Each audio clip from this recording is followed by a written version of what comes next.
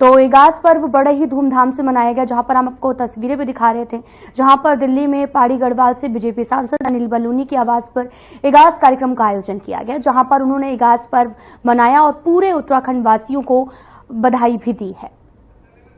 तो सीधा आपको लिए चलते हैं झारखंड के बगोदर, जहां पर जेपी नड्डा पहुंचे हैं और संबोधित कर रहे हैं। क्या कुछ कर रहे हैं, सुनाते हैं आपको।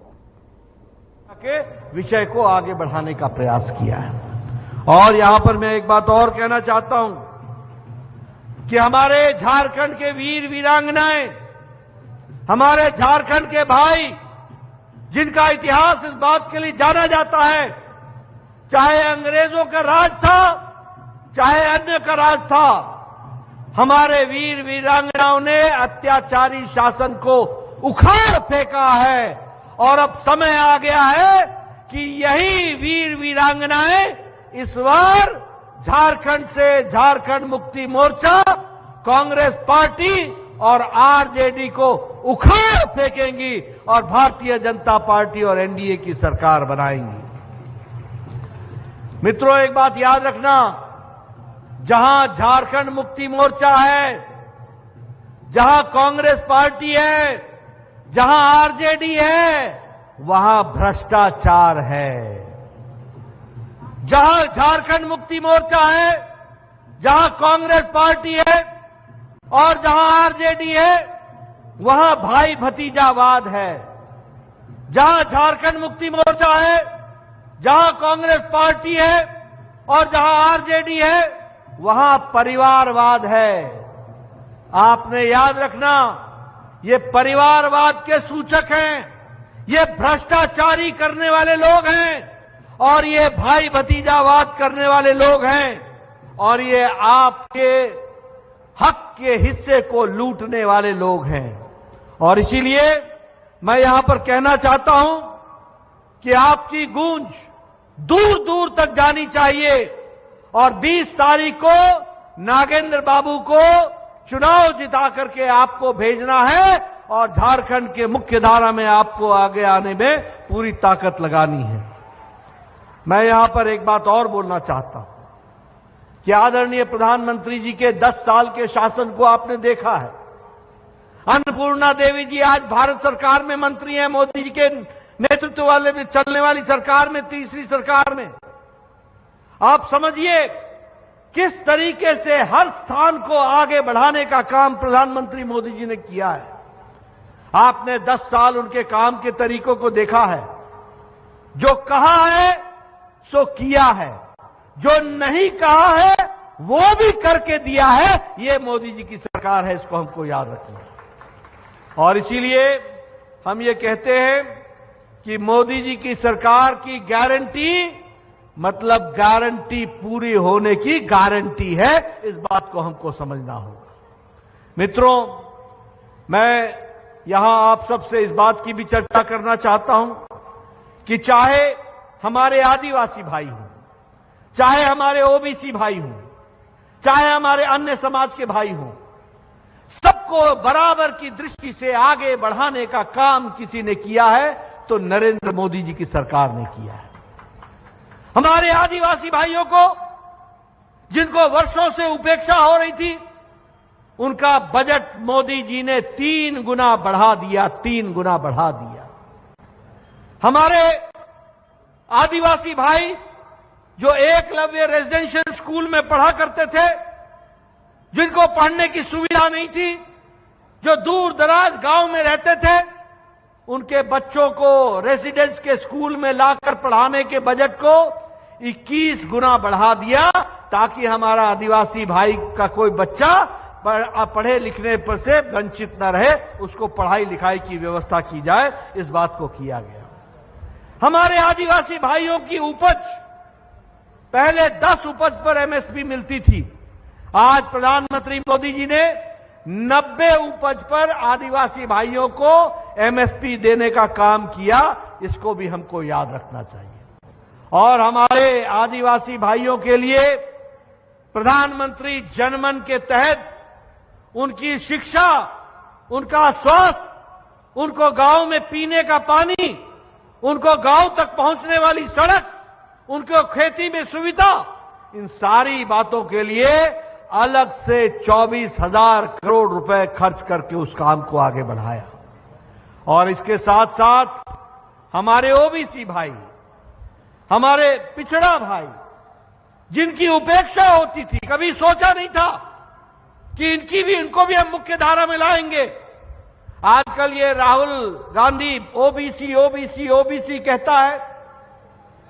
ये काका कालेलकर की रिपोर्ट पर बैठे रहे इनके दादा, इनकी दादी, ये मंडल कमीशन के रिपोर्ट पर बैठी रही इनकी दादी, ये मंडल कमीशन के रिपोर्ट पर बैठे रहे इनके पूज्य पिता।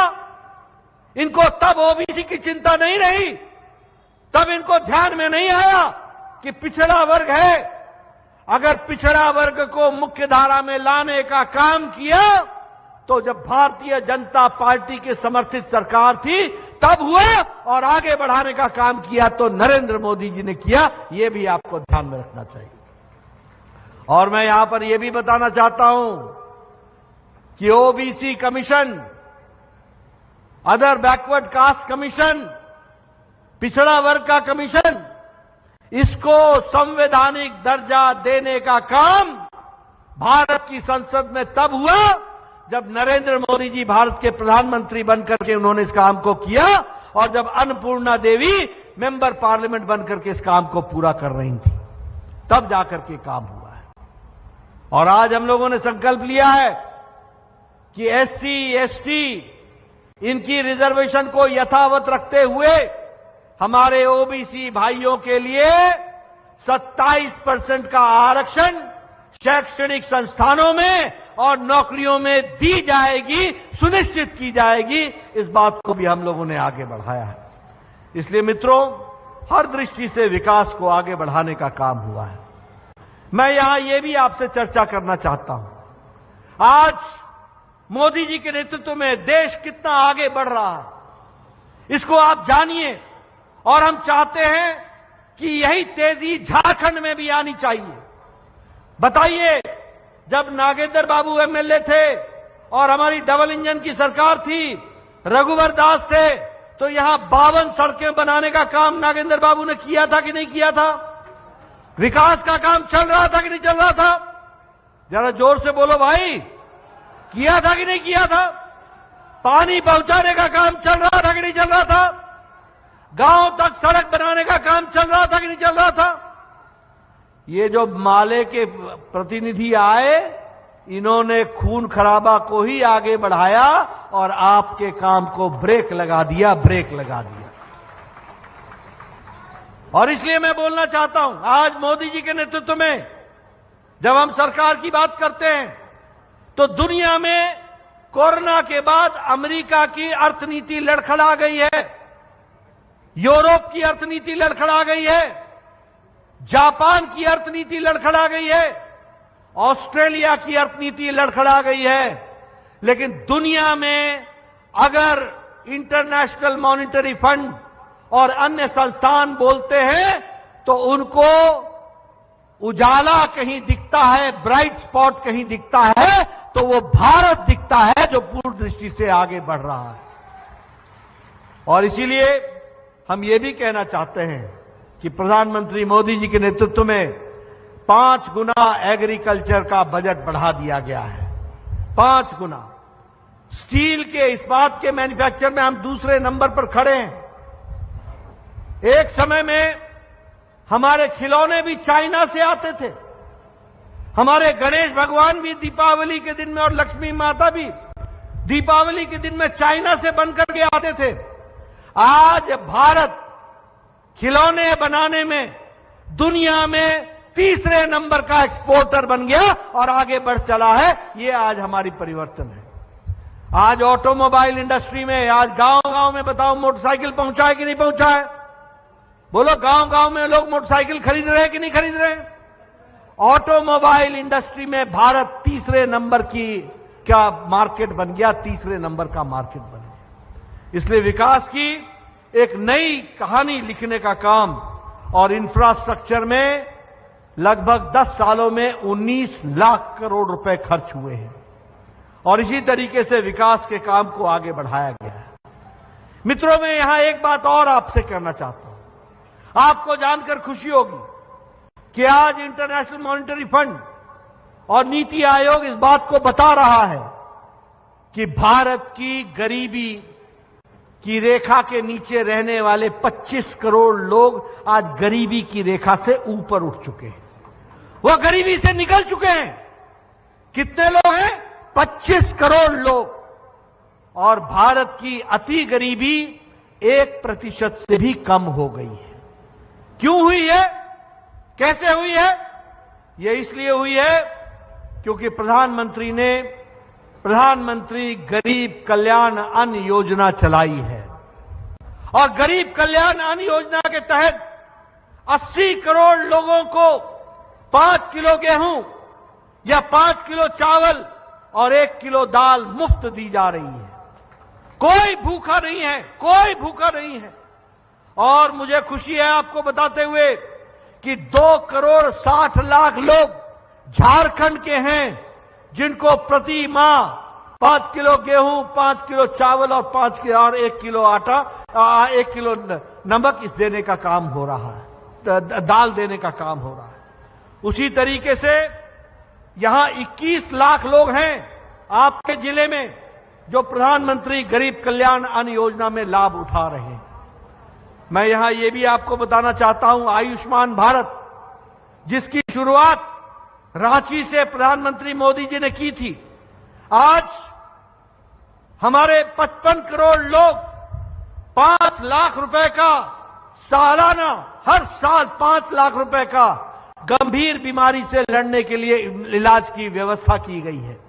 और इसलिए अब किसी भी गरीब व्यक्ति को इलाज से वंचित नहीं रहना पड़ रहा है।